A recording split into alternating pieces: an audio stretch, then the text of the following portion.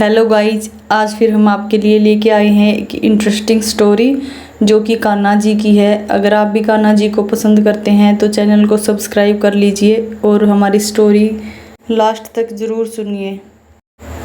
कमल किशोर सोने और हीरे के जवाहरात बनाने और बेचने का काम करता था। उसकी दुकान से बने हुए गहने दूर दूर तक मशहूर थे। लोग दूसरे शहर से भी कमल किशोर की दुकान से गहने लेने और बनवाने आते थे। चाहे हाथों के कंगन हो, चाहे गले का हार हो, चाहे कानों के कुंडल हो, उसमें हीरे और सोने की बहुत सुंदर मीनाकारी होती कि सब देखने वाले देखते ही रह जाते। इतना बड़ा कारोबार होने के बावजूद भी कमल किशोर बहुत ही शांत और सरल स्वभाव वाला व्यक्ति था। उसको इस माया का इतना रंग नहीं चढ़ा हुआ था। एक दिन उसका कोई मित्र उसकी दुकान पर आया जो कि अपनी पत्नी सहित वृंदावन धाम से होकर वापस आ रहा था। तो उस मित्र ने सोचा कि चलो थोड़ा सा प्रसाद अपने मित्र कमल किशोर को भी दे देता चलूं। उसकी दुकान पर वह जब पहुंचा तब कमल किशोर का एक कारीगर एक सोने और हीरे जड़ित बहुत सुंदर हार बनाकर कमल किशोर को देने के लिए आया था। कमल किशोर उस हार को देख ही रहा था कि उसका मित्र उसकी दुकान पर पहुंचा। कमल किशोर का मित्र अपने साथ वृंदावन से एक बहुत सुंदर लड्डू गोपाल जिसका स्वरूप अत्यंत मनमोहक था साथ लेकर आया था। जब उसका मित्र दुकान पर बैठा तो उसकी गोद में लड्डू गोपाल जी विराजमान थे। कमल किशोर लड्डू गोपाल जी के मनमोहक रूप सौंदर्य को देखकर अत्यंत आनंदित हुआ।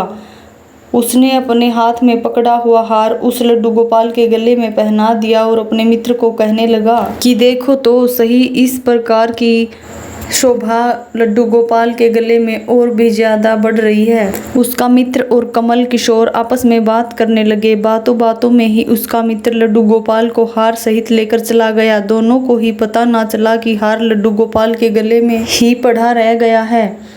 कमल किशोर का मित्र अपनी पत्नी सहित एक टैक्सी में सवार होकर अपने घर को रवाना हो गया। जब वह टैक्सी से उतरे तो भूलवश लड्डू गोपाल जी उसी टैक्सी में रह गए। टैक्सी वाला एक गरीब आदमी था जिसका नाम बाबू था, जो कि दूसरे शहर से यहाँ अपने परिवार का पालन पोषण करने के लिए टैक्सी चलाता था और वह टैक्सी लेकर काफ़ी आगे निकल चुका था। आज उसको अपने घर वापस जाना था जो कि दूसरे शहर में था।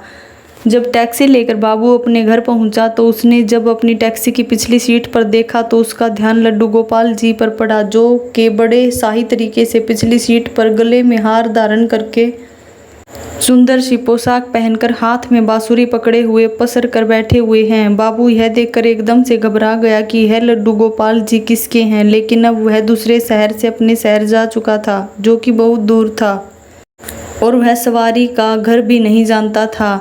तो वह दुविधा में पड़ गया कि वह क्या करे, लेकिन फिर उसने बड़ी श्रद्धा से हाथ धोकर लड्डू गोपाल जी को उठाया और अपने घर के अंदर ले गया। जैसे ही उसने घर के अंदर प्रवेश किया, उसकी पत्नी ने उसके हाथों से पकड़े लड्डू गोपाल जी को जब देखा तो इतनी सुंदर स्वरूप वाले लड्डू गोपाल जी को देखकर उसकी पत्नी ने झट से लड्डू गोपाल जी को अपने पति के हाथों से ले लिया।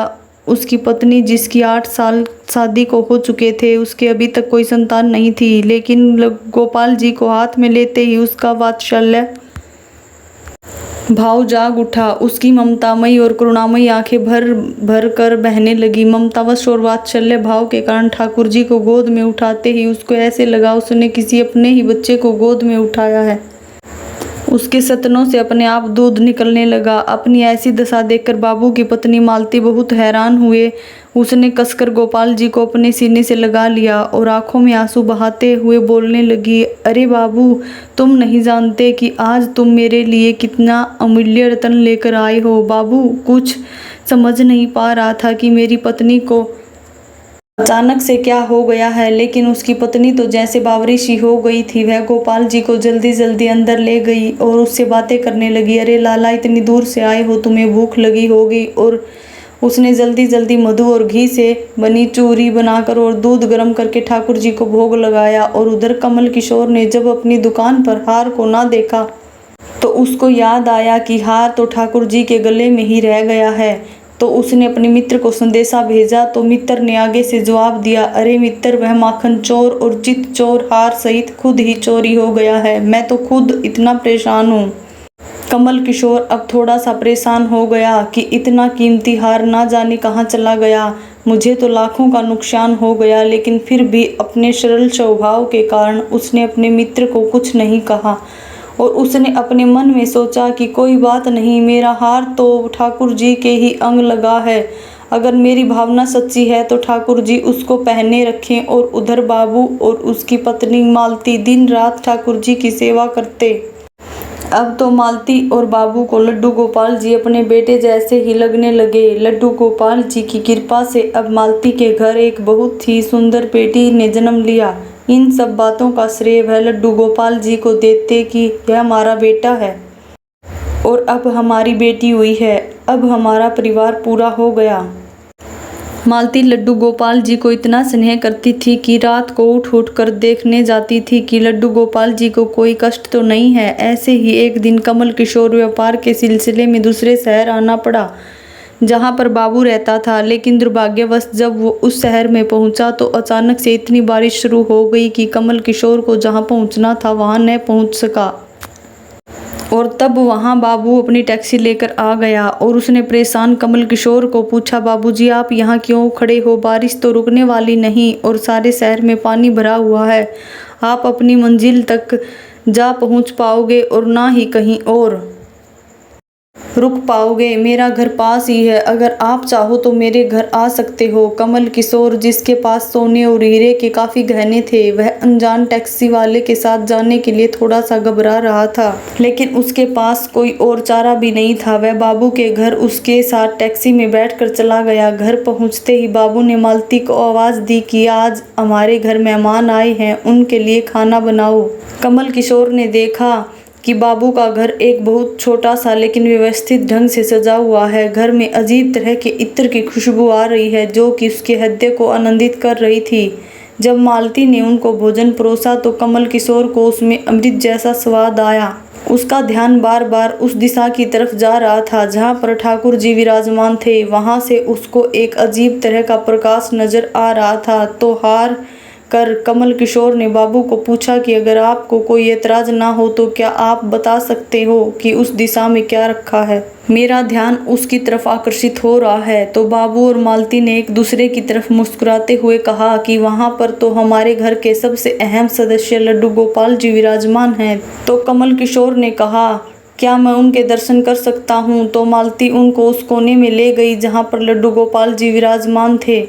कमल किशोर लड्डू गोपाल जी को और उनके गले में पड़े हार को देखकर एकदम से हैरान हो गया। यह तो वही लड्डू गोपाल है, यह वही हार है जो मैंने अपने मित्र के लड्डू गोपाल जी को डाला था।